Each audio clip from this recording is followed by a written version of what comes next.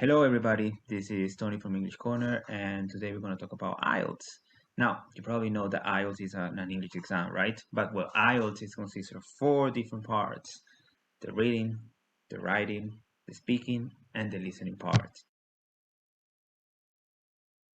Let's start talking about the speaking part. Now, the speaking part is consisted of three different tasks. Task one being very general, okay, questions about where you're coming from, since you like, you don't like. The second task is a more specific task because you're going to be asked about a specific topic and you will be given around 1 minute to prepare, and then you have to speak for around 2 minutes. And then the third part is just another round of questions related to the topic that you were asked before. Now, my advice here on the speaking is try to keep it simple. Okay, don't overthink and don't overuse vocabulary that you probably are not comfortable using. Um, Avoid long pauses, okay? And remember to answer every single question that you're asked. Because if they ask you about the weather, you're not going to talk about, I don't know, talk about your family, okay? This is something that you have to keep in mind. Every question has to be asked, okay?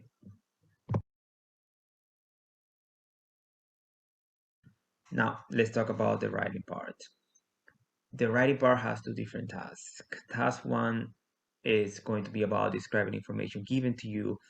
It could be on a graph, it could be on a pie chart, a process, or even a table.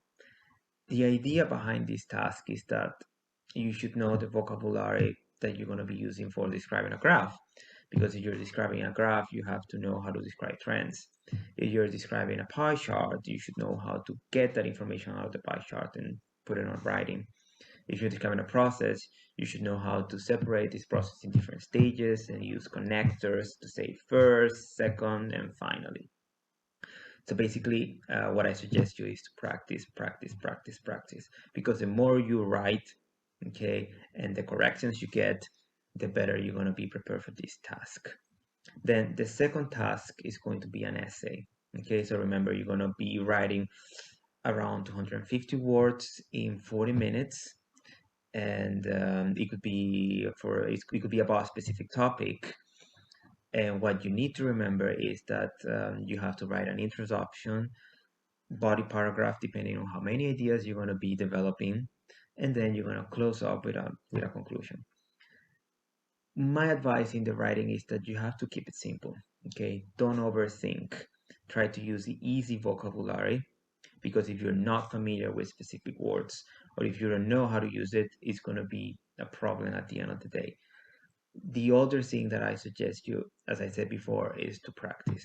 Okay, because if you practice and practice and practice, you're going to be ready for the test. Okay, um, and then grammar is important. You're probably going to notice that when you write, you're using all the grammar that you know. So if you have any questions about specific tenses, if you have any questions about specific grammar, it's better for you to go and study it before you're going to be writing. Okay, because writing, it's an opportunity for you to show that you know English very well. Okay.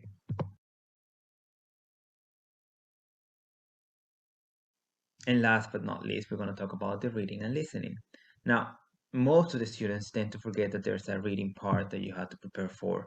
And this is something that you should avoid doing it, okay? Because remember, the reading part is not easy.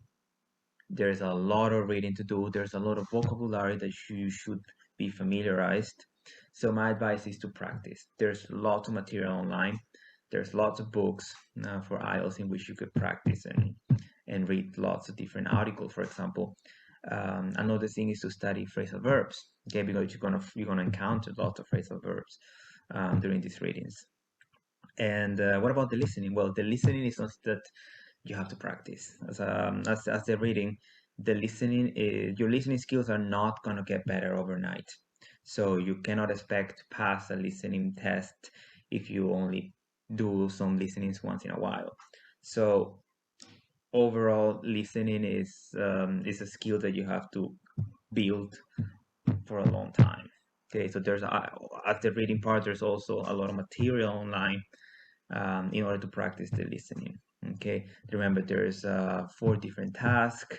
You're gonna be filling in the blanks, or you're gonna be completing more specific information. So the more you practice the listening, the better.